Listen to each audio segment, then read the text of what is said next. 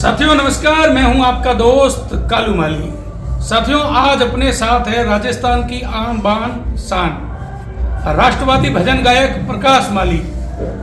प्रकाश माली राष्ट्रवादी भजन गायक है और संघ से जुड़े आदमी हैं। संघ से लंबे समय से करीबन 20 साल से संघ से जुड़े हुए हैं और राष्ट्रवादी भजन गायक है। आज अपनी बाड़मेर में सुरीली आवाज से माँ भटियाणी जी की रात्रि भक्ति संध्या में भाग लेने के लिए आए हैं। माजी साहब के आज 5वीं वर्षगांठ है माली समाज बाड़मेर द्वारा, तो उस कार्यक्रम में आए हैं। तो प्रकाश माली से अपन बात करते हैं। आगामी लोकसभा चुनाव भी है अप्रैल में। प्रकाश माली से बात करते हैं। प्रकाश माली भी अब की बार लोकसभा चुनाव में ताल ठोकने वाले हैं। तो प्रकाश जी नमस्कार। नमस्कार जी। प्रकाश जी लोकसभा चुनाव नजदीक है अप्रैल में। विधानसभा में भी आपने पूरी ट्राई की थी चुनाव लड़ने की। अब की बार लोकसभा चुनाव में क्या रणनीति है? देखो, देश पूरा जिस वेव में बह रहा है, तो श्री राम के मंदिर की प्रतिष्ठा के बाद में पूरे देश भर में एकात्म भाव, सभी लोगों का एक राममय जो भाव बना है। नरेंद्र मोदी जी के 9 वर्ष के कार्यकाल में जो उपलब्धियां देश को मिली हैं, तो इस बार का लोकसभा का चुनाव जो है वो बहुत बड़ा महत्वपूर्ण है। देश के आगे के भविष्य को ये चुनाव तय करने वाला है। और जहाँ तक आपने मेरा पूछा है, तो ये सब मैं इन सारी चीज़ों को ईश्वरीय प्रदत्त मानता हूँ। किसी भी कार्य को होना या किसी भी कार्य को होने का समय और ईश्वर की कृपा और उसकी मर्जी के अनुसार होता है। और यदि मुझे पार्टी ने अवसर दिया तो मैं निश्चित रूप से इसके लिए तैयार हूँ। और पहले भी मैंने आपको बताया।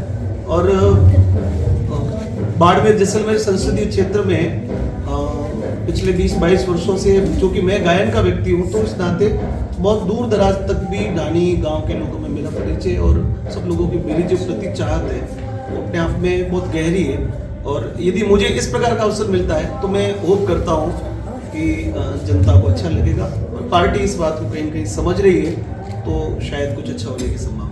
प्रकाश जी, कांग्रेस वाले लगातार कह रहे हैं कि ये पर्ची की सरकार है, पर्ची की सरकार। ऐसा नहीं होता जी। कांग्रेस वाले कह रहे हैं, उससे ये सारी चीजें तय थोड़ी हो जाती है।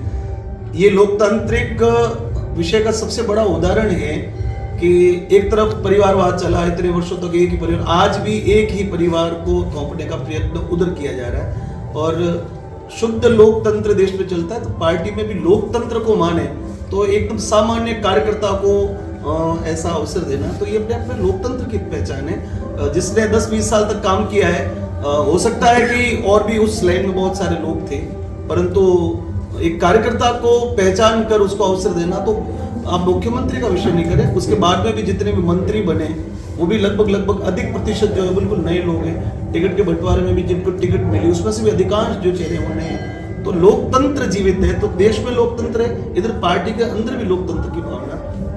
गोविंद सिंह डोटासरा ने थोड़ा दिन पहले विधानसभा में कहा था कि बार बार जबान फिसल रही है, कहीं कुर्सी ना फिसल जाए। कुर्सी तो फिसल गई उनकी, इसलिए वो हाशिए पर बैठे हैं। तो जिनकी कुर्सी फिसली हुई है उनकी जबान बार बार उनकी खुद की फिसल रही है। मैं बोलता हूँ कि हो सकता है कि हम बहुत सारे कार्यों में या बहुत व्यस्त रहे, उस समय जल्दबाजी में बोलने में कुछ शब्द किसी भी व्यक्ति के ठीक से उसका भाव गलत नहीं होता।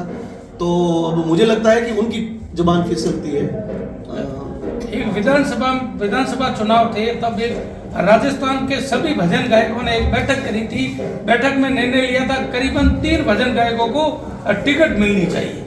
एक प्रयत्न था, सभी वर्ग जब अपनी आवाज या अपनी बात विधानसभा तक या सरकार से अपनी समस्याओं के बारे में, समाज स्तर पर भी सारे समुचित प्रयास होते हैं। कोई एक विशेष वर्ग भी होता है, तो हमारा कला जगत का जो वर्ग है वो बहुत विस्तृत वर्ग है। और कोई भी आयोजन, मैं पहले भी बहुत बार बता चुका हूँ कि कोई भी आयोजन, कोई भी उत्सव जो है वो महोत्सव का जब रूप लेता है तो उसमें कलाकार या संगीत का बहुत बड़ा विषय रहता है। तो हजारों की संख्या में कला जगत के लोग जो हैं, कहीं न कहीं उनका संरक्षण नहीं हो पाता। उनकी समुचित, उनके मन की, उनकी पीड़ा है, आवाज कौन वहां तक पहुंचाए, शायद कोई विधायक या कोई नेता नहीं पहुंचा। तो हमारा ये निवेदन था कि हमारे में से भी, हम में से भी किसी व्यक्ति को ये अवसर मिलता तो एक दो व्यक्ति यदि वहाँ होते तो इस जगत का, इस वर्ग का विषय समुचित रूप से सरकार के सामने बात हो पाती। तो साथियों, ये है प्रकाश माली जो आज अपने साथ जुड़े थे। इस पोस्ट को साथियों एक बार ज़्यादा से ज़्यादा शेयर कर दो। फिर मिलते हैं नई वीडियो में, तब तक दीजिए इजाज़त। जय हिंद, जय भारत।